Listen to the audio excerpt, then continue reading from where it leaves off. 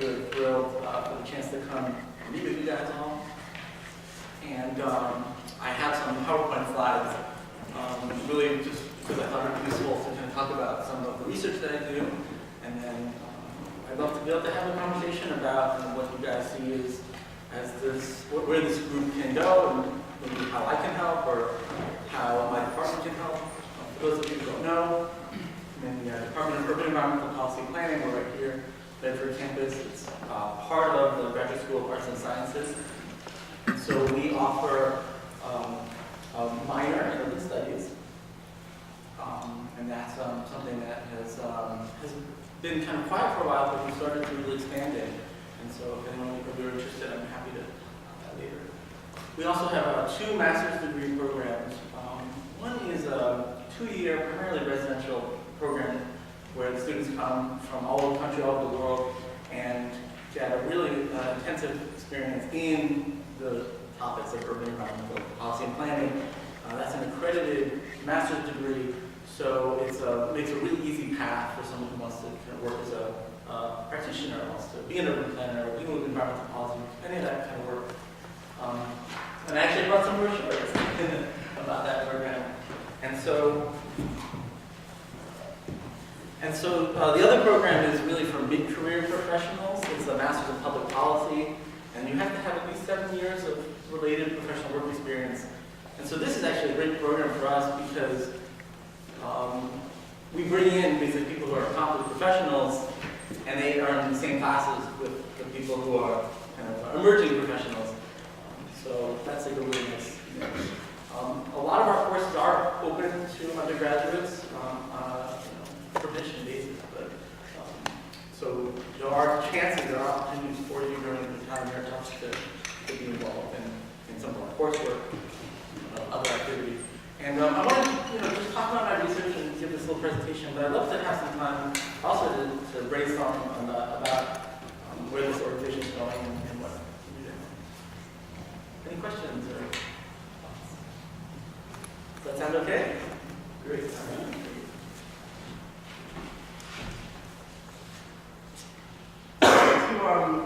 Begin by just kind of telling you guys a little bit about myself and my background and how I came to this.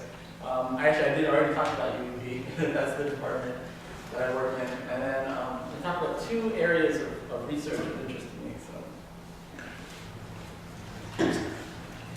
So just about me, I went to college here at Tufts, and I majored in political science. And I always wanted more of a kind of urban policy planning and development experience, and I didn't get one. But when I graduated, I did start working in the field, and then eventually I went back and got a master's and worked for almost 10 years in a variety of different urban environmental policy and planning realms. I worked for a couple of regional planning agencies, and then I worked for the federal government, being involved in some real estate issues.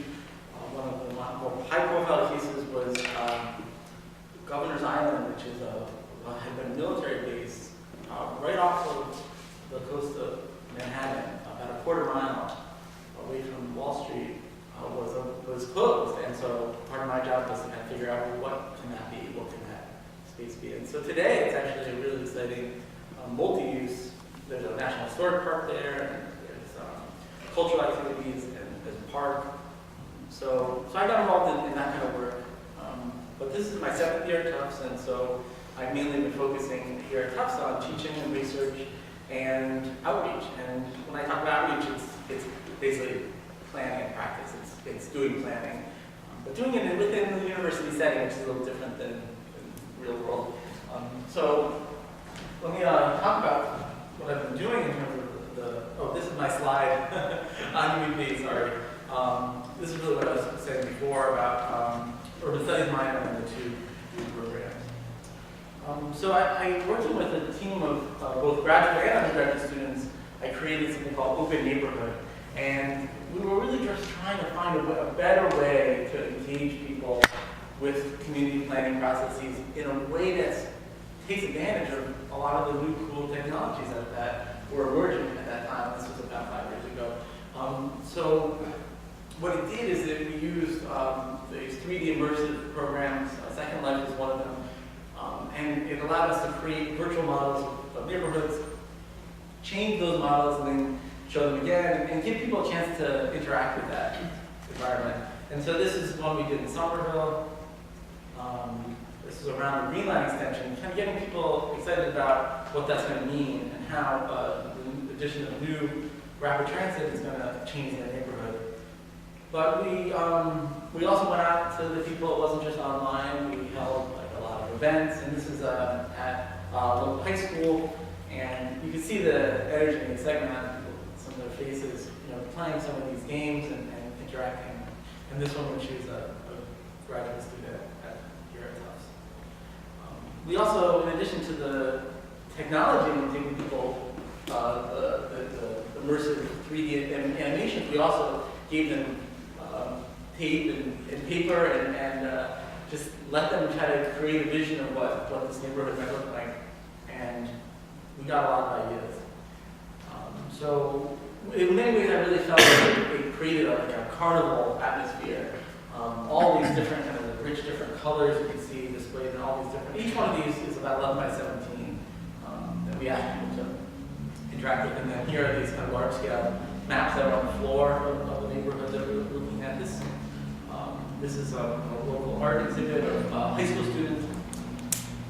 And here's the website. And so really, the website being the portal to kind of give people a chance to get involved with all kinds of different stuff. And just to kind of get a flavor for it, we'll actually do a YouTube video.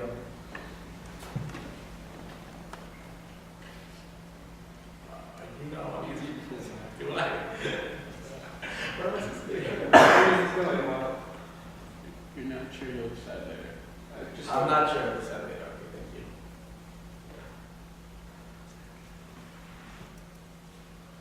So this is just a screenshot from the program, the second lift program that allows you to walk through these virtual neighborhoods.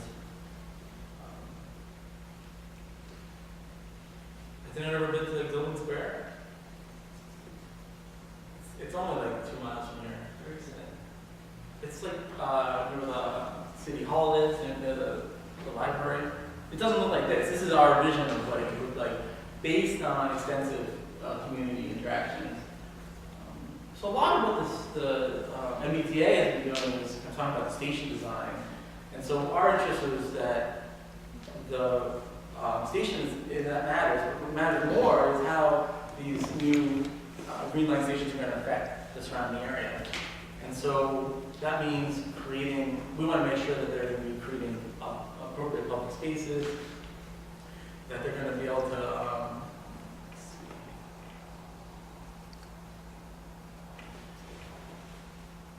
is a good one. That there's going to be opportunities for different modes of transportation to access the T, so bicycle, pedestrian. There's a community path that's being planned for this corridor. Has anyone ever experimented with Second Life or any of these kinds of programs? So what it means is within the program, you create these 3D models, and it's actually pretty easy to do. I don't know if this looks hard, but it wasn't that hard. And then you have other people could log on at the same time, and then so you can kind of work together and collaborate. And then we created these. I really kind of thought of them as robots, because you could create like a person that could talk to you, and then you can interact with in this virtual space. And so it really provides a lot of opportunities for people to get excited about planning and get excited about transportation. And what we found is people end up sharing their ideas and sharing their thoughts in a way that traditional kind of public meetings end up being just kind of the people who are antagonistic and just kind of fighting it out there. Okay, so I want to get back to my PowerPoint. So, any questions about open neighborhood or any of this planning effort? Is this stuff you've seen before? Familiar, standard, conventional? Not necessarily. What'd you say? Not necessarily. It's fairly new. Yeah, I mean, it's just not the way that most cities or planning agencies really kind of look to engage people.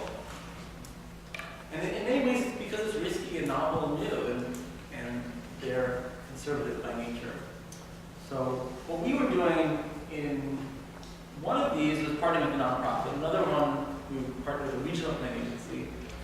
But one of them did partner with the local municipality, and the stakes were a little bit higher there. Yeah. So yeah, I think it's I think helping to advance the field. I think that there's a lot of people who are trying to do this kind of work, but they run into barriers. There are definitely barriers because it hasn't been tried, true, and tested. But my own experience is it gets people excited, and that's the most important thing. So I wanted to give you guys a sense of my work in shrinking cities. These are the books that I've written about this topic. And so my first book, all on the left, was really looking at the challenges of reusing and repurposing former industrial property. And this is a rusting factory in Youngstown, Ohio. So what happens when there's no longer big high demand for manufacturing in an area that's just full of factories? And that's a problem that has been called a brownfield problem. That's the center of the book. Brownfields are these sites that have either real or perceived contamination. And the question is, how do you get them back into some sort of reuse? How do you manage the externalities that might be associated with them? There could be pollution, there could be crime, there could be arson related to the fact that there's just a site that's just sitting there. And so that's been a lot of my research. But what I published this book last year as a way to kind of shift and ask those same kinds of questions around residential neighborhoods. I was really affected by how, with the Great Recession, we started to see massive depopulation and abandonment in residential neighborhoods. And so I was looking to try to make some connections in that work. Here are just some maps to kind of help frame this. This is work that I did just a couple years ago. Actually, this was last year because it was using 2011 data. So what you see up here is all of the postal code geographies in the U.S. Each polygon represents the boundaries of the post office. Zip code, sorry. Okay, so what I was asking here, if you want to start on this top one, was between 2000 and 2006, do the number of occupied housing units in each of these zip codes increase or decrease? Now let me ask you guys a question. Have you ever lived in a zip code where the number of occupied housing units increased? Probably. Where was it? I think it was, actually I'm not entirely sure what it was. At different times it increased. Yeah. And it was in suburban New York. Suburban New York, yeah. And so what would make it increase? Interest in schools there.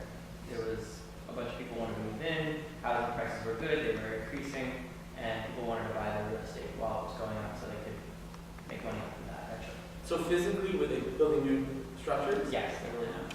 So in the neighborhood, the green one, it means, for the most part, that it's expansion through building new structures, new buildings. You could have a situation, and that actually happens here in Somerville, where you have like a single-family home, and then it's subdivided and turned into, say, 3 units or more. So what we're talking about here is occupied housing units. Now, what about a red? That means that between 2000 and 2006, it lost housing units. So has anyone been in a neighborhood, in a zip code, that lost housing units while you were living there? Yeah. I never lived in this place, but we were actually talking in our meeting last week about southernmost town in Illinois, which is Cairo. I don't know if you've heard about it. But, I was visiting there last summer, and it was just a very sad story, just how desolate it's become. So what does it look like physically? Just one long boulevard. There's a paper mill nearby in Kentucky, and it smells terrible, and it's just very impoverished, and there's gangs on every corner, and prostitutes on every corner, and burning cars. So we don't know anything about the prostitutes or the burning cars, but look at this map. What we do know is that there are less occupied housing units, and we know that there means physically something has changed. So the kind of textbook example would be an abandoned building. So neighborhood you're living in, all of a sudden now there's a unit, maybe it's a house, and it's no longer occupied anymore. So a neighborhood used to have like say 30, 40 houses, now it has 39 houses. There's one less. So this is not usually one, I mean, usually it's more than one. But if you can imagine the difference in the experience of living in a place that has growing number of housing units or declining, this is going to make a difference in the quality of life, likely, of that place. So that's why we're looking at it this way. And so what was happening during what we're calling the Great Recession here, 06 to 11, was not like super dramatic, but definitely a shift. So what you have here is mainly this kind of whole Great Plains area experienced, had a lot of these red splotches. The upper peninsula of Michigan, kind of Appalachia here. And then what happens here, the lower peninsula of Michigan, it's really just diffused much more throughout the Midwest. And then you're starting to get like a lot more on like coastal Florida, this whole like southwest Arizona region, and then inland California. And I have another way to show it to you. So this is the first period, and then the second period. First period, second period. So we did look at the totals, the summary totals, and it was worse. It did get worse. And it also shifted a lot of the shrinkage, this decline of housing units, occupied housing units was really happening much more in the suburbs. And you can't really see that well here. But total numbers of occupied housing units were declined during this Great Recession period, and so the first period, the second, and it shifted out to the suburbs. So this is what we usually think about when we think about a neighborhood that lost occupied housing units. So to be very precise here, so this house has, look at, you see the boarded up windows. This one is partially charred. So this street here, these are all multifamily, just so you know. These are all 3 floors, probably 6 units. Some of them might be 3 units of housing. But so here, this is clearly, they've lost a couple units here and here. This one's probably lost some units up here where there was a fire. So this had been maybe like 20 units, and now it's probably like 14. Oh, in the foreground, that actually was an entire structure. There was a 3-floor building right here in the foreground that was probably 6 units, and now it's just there's tires and other debris. So this is the face of that map. Usually, this is another face of it. This is where there had been several structures, and now it's just barbed wire fence containing this area.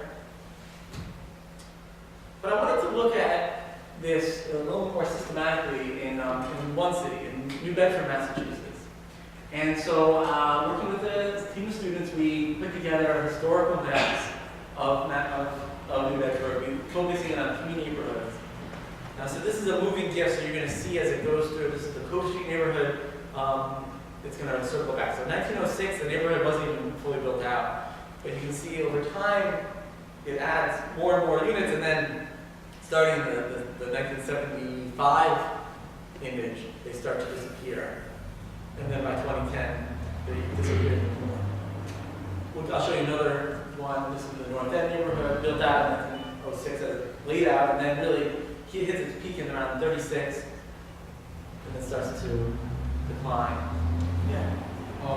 Is this supposed to show a sort of increase in housing units because of the sprawl, or would there also show like increase in housing units if it's like you build an apartment building, there are a lot of housing units on top of each other? All this is showing us is the footprints of the buildings. So this is a data source that I've used before, where paper maps were created during each of these time periods, not just in New Bedford, but basically over the whole country. And these, it's called the Sanborn Fire Insurance Maps. And so they were built, these maps were designed to, as a fire insurance tool. And all they noted in the map was the building footprint. Actually, that's not true. I think some of them, in some cities, it doesn't give more information. But for this research, all we were doing was we were just digitizing the footprints. So we don't know about the exact exact density? I think that's your question, right? Because we just don't know. What I was trying to do with this was to, number one, get a kind of sense of how the density has shifted, but number two, to look at the spaces that have been left behind. So where there had been a building, what comes of it? Those photographs I showed you a moment ago seem to suggest it's just dereliction and decay and rains coming. I mean, it's just like a war zone, right? I mean, it's just bad, right? But in my experience in New Bedford, I've done some other research there, and that's not what I found. So I was curious to see what was left behind where the buildings disappeared. This is the last one, and it's most compelling. You see the time scale down over here. In the 1960s, this urban renewal project was built, which involved a new highway and some public housing, a new elementary school. So a lot of houses were removed like that really quickly. But then you also just see just a general thinning out of the number of houses as you get kind of further into the 70s and then the 2000s. So this is what I found when I looked at those spaces. So for those three neighborhoods, there were maybe like 40 or 50 parcels of land where there had been a house. We documented in the Sanborn Fire Insurance maps. And working with my students, we went and we looked at all of these spaces. And so this is one of them. So this is a story of there had been 3 structures there. They were all demolished. And I don't have all the details. I suspect arson was a big factor. Neglect. But they were all demolished over time. And this was all just basically just a vacant lot. And the community rallied around and got the city to build what they call a pocket park. It's just a little park. It's just like one garbage can and a couple benches and trees. And so what they're doing here is they're creating a public and civic space instead of just saying, oh, well, it's just empty and we'll just live with that. They're reprogramming it. Here's another example. It's another one. There had been a house between the yellow and the red building. What's there now?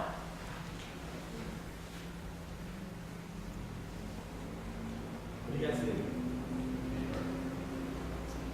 It's an apple tree, actually. So one of these owners, I can't tell exactly, I think it's the one on the red house. They've appropriated it as an extended lawn. New Bedford is a super dense city where people don't really have a lot of yard space or lawn. So now these people have a larger yard and a place for the dogs to run around. So when you look at those maps I showed, the houses are disappearing. Well, this is what's coming as a result. It's another good example. This had been at least 2, it may have been 3 structures, and now it's an urban farm. Those trellises in the back are growing grapes. I don't know what they're growing in the foreground, but it's being used, being actively programmed. So what this is showing me is that the DNA of the city is being rewritten through all these different types of efforts.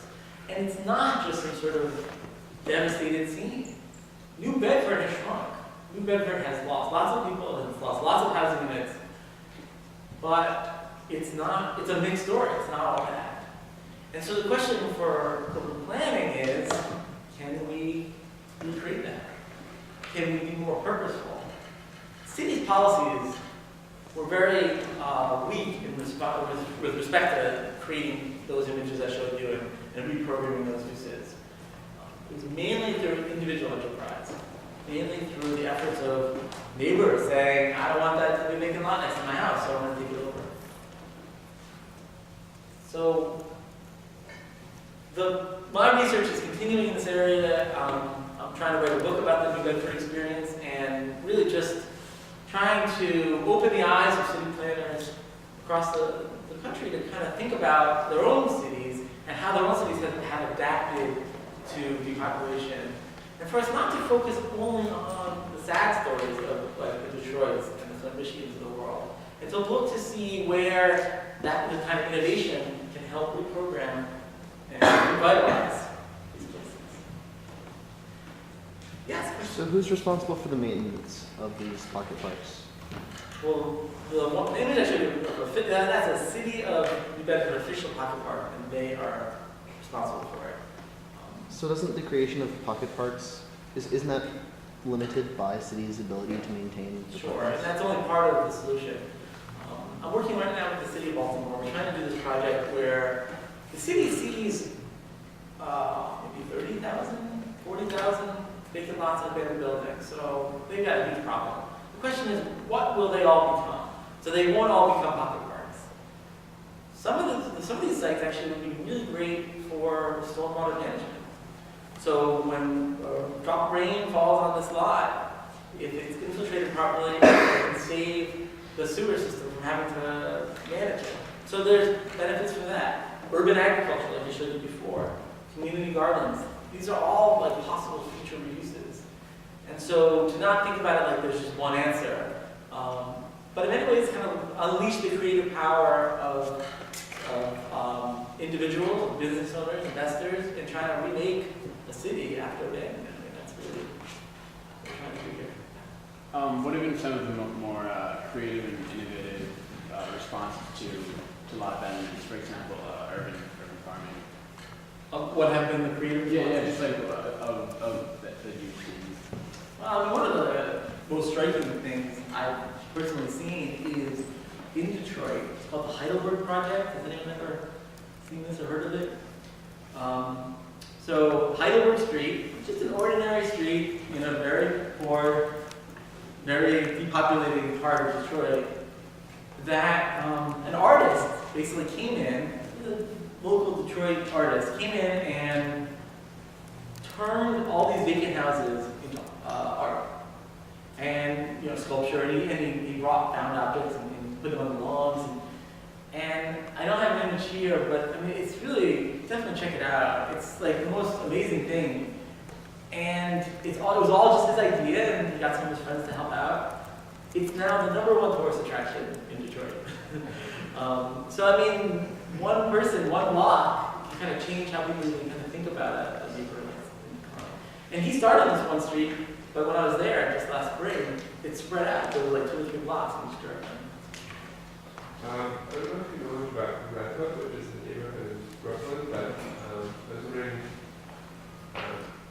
there's a new, this is a new, it's been going on for a while, there's a old trolley that they have there by the water, Redwood's a neighborhood right by the water in Brooklyn, and there's been a debate about whether they should put it back on. I think the rails that were in that neighborhood are now under asphalt, but there's still a lot of cobble streets there as well. There's a debate about whether they should bring the trolley into the area to help revitalize the area. And I was wondering, I guess if you don't know about that, what you thought just in general about using transportation to help shrinking cities, and also, for instance, I know the trolley might not be the best idea, and buses could do the same thing, but I was just wondering if you have any examples of using transportation for that, and if there's funding for that, and is it shrinking, there's less funding, so they probably get rid of it.